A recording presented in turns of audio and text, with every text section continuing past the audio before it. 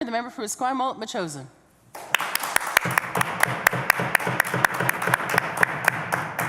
Honourable Speaker, it's with pleasure that I rise today to talk in support of Bill 3, the Election Amendment Act 2017, because this will create much-needed electoral reform in BC. With this legislation, we are getting big money out of politics and ending the Wild West of campaign financing in BC. This reputation of the BC electoral system resulted in our system being diminished in the eyes of the world. Now, Madam Speaker, I know I've said this in the House before. I chose to move here. I made a conscious choice. I made personal sacrifices. I was attracted to come here to Victoria, British Columbia, by design, because I thought that living here would actually fit with my values and my integrity. I also chose to stand for election, and I was successful, and I'm so proud to stand here in this House. However, I am not proud of the lack of consistency between being called the Wild West of financing and my aspirations to be here and represent my community. So I'm really proud to support this bill, because this bill is going to create a fair and a level playing field.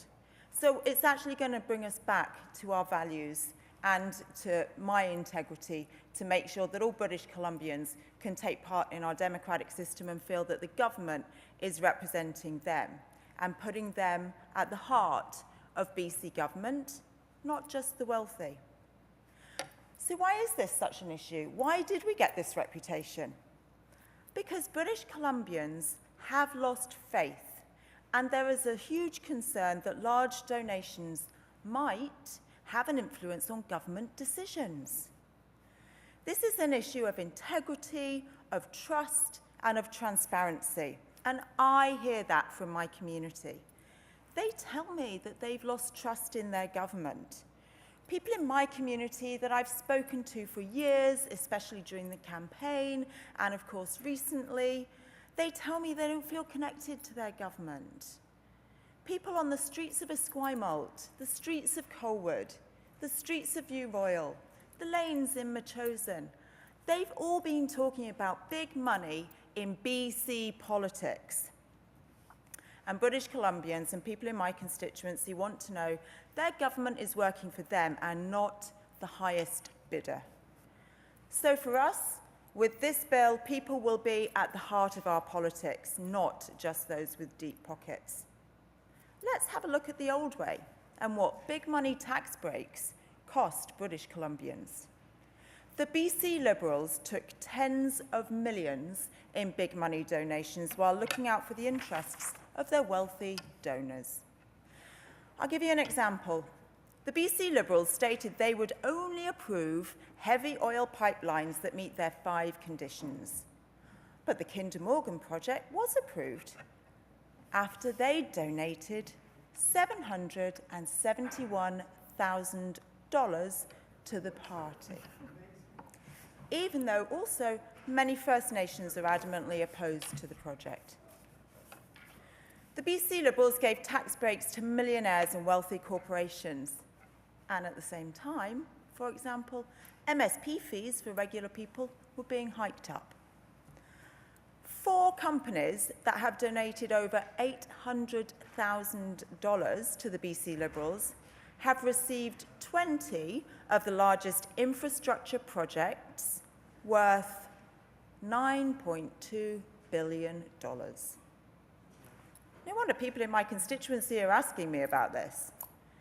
They took $8 million from real estate developers while delaying action on the housing crisis. One of the #1 issues in my constituency is the housing crisis and affordability issues. The BC Liberals took $3.6 million from big oil companies, and then they let them rewrite BC's climate plan. They took $55 million from 177 top donors, and then, guess what? These donors have $15 billion in public contracts and government payouts. They received donations of $6 million from just 180 people. That's an average of over $30,000 per individual. So no wonder members in my constituency are asking questions about this and are concerned and have a real legitimate concern about the old system. And ask us, what's going to be different? What are we going to change? Well, that's the bill that we're debating. That old way worked for wealthy donors at the cost of regular people. And we're determined to end the influence of big money and make the system work for people. And it's surely about time. This is long overdue. The BC NDP has tried 7 times to ban big money from politics. And now we are at last finally able to ensure that big money can be taken out of politics. Because if you actually look at people who support, people in my constituency, for example, look at the BC NDP, over 70% of our donations come from regular people, British Columbians. The average donation is around about $100. And everyone in my constituency can have confidence that they will have fair and equal access to their MLA and a voice and representation from the BC government. We will give British Columbians their government back.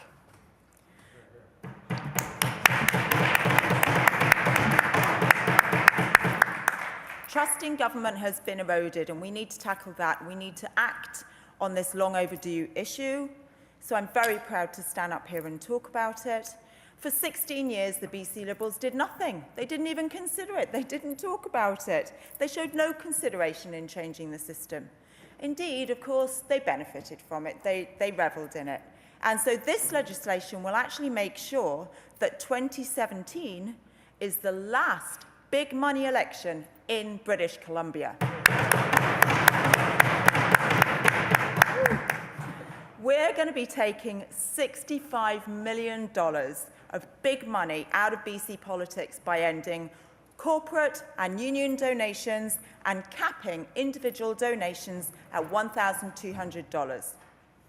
This bill will do this by banning out-of-province donations, by restricting third-party election spending, and by ramping up transparency in fundraising events to address the cash for access concerns. This bill won't only ban big money, it will fundamentally change the way that political parties operate in British Columbia. These changes will end the Wild West of political campaign fundraising and put people back at the centre of government decision-making in our province. These changes will make BC a leader in campaign finance reform and result in some of the lowest contribution limits in Canada. BC will have the second lowest annual limit for political contributions. We are going to be resetting the reputation and the position of the province of BC, not only nationally, but globally. So again, as an immigrant, I will feel that I can stand up with pride in the values and the integrity of our province of British Columbia. There will be a transition allowance.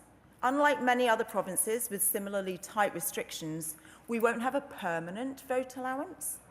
Other provinces have an allowance across a range of amounts. In this bill, what we're proposing is a reduction over time, and it will expire in 2022, unless extended by an all-party committee of the legislature. Within 24 hours of this bill being reported and being released to the media, I received an email from a member of my constituency, and she actually expressly noted her support to me for this transition plan. So this is just a component of the overall plan to get big money out of BC politics. This temporary transitional allowance will help our political system adjust to this radical change. And we're going to keep big money out of politics by preventing parties from trying to circumvent the new rules. In fact, taxpayers had already been underwriting the tax breaks enjoyed by corporations and major donors. Tax dollars under the old system were being used in the form of tax deductions. This transition plan, however, ensures that there is increased fairness and transparency.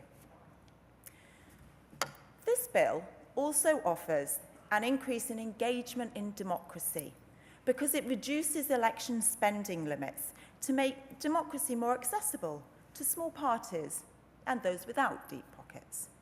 By lowering campaign spending limits, we will reduce barriers for people who may be thinking about running for office and serving their communities. You know, even I've noticed over time, pressure has increased to raise funds for campaigns. And this trend really skews access to anyone in the community, even considering putting themselves forward. And I know as I talk to people in my constituency of Esquimalt-Metchosin, there are many people who I come across who are really concerned about just the financial burden of even thinking of putting their name forward, and yet would be great leaders and representatives for our constituency. Again, this is a thorough and comprehensive approach to the concept of taking big money out of politics. And by addressing the many dimensions of fundraising and campaign spending, the true intent of this bill is illustrated.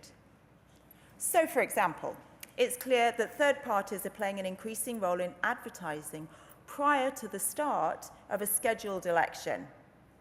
Clearly, it's important to have some transparency around those who engage in overtly partisan advertising immediately before a campaign begins. And my community members tell me they're fed up of the trashy campaigns and they wonder whose message it is and what the truth is. And currently, British Columbians have no ability to find out who's behind such advertising. So, in the new bill, third-party sponsors will have to confirm eligibility and consent of donors to ensure that only eligible British Columbians are contributing to advertising that seeks to influence our elections, and to restrict the source and amount of sponsorship contributions necessary to ensure the effectiveness of the restrictions on parties and candidates. Without this change, anybody with deep pockets, with loads of money, even from outside BC, could continue to play a role in our elections just by funding third-party advertisers. This is a big risk. This isn't what people in my constituency want to see as part of their democratic process. So there will be new rules to apply to third-party advertisers during a 60-day pre-campaign period, which is the period ahead of a scheduled general election. Third parties that engage in direct election advertising during the pre-campaign period will have to register with Elections BC and file a financing report after the election. So again, Madam Speaker, there are many dimensions to this bill, and all of these capture the intent of this bill. The intent of this bill is to create more fairness, more transparency, more integrity, to actually tackle that reputation that we had of being the Wild West of campaign fundraising. This is what British Columbians are demanding. This is what they've been expecting. This is what they've been looking for. This has been a critical issue for them for a long time. So I'm very proud to stand here in support of this bill. It's really important that we do get big money out of politics. We need to re-establish our reputation as a province that respects democracy and puts government there in a position of being there for the people of British Columbia.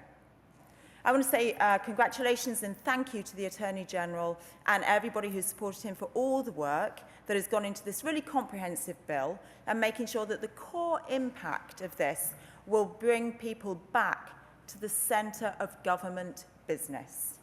I'm really optimistic the bill will receive wide-ranging support in the legislature, because recently all members of the House have said how they now support banning big money. So with that, I thank you, Madam Speaker.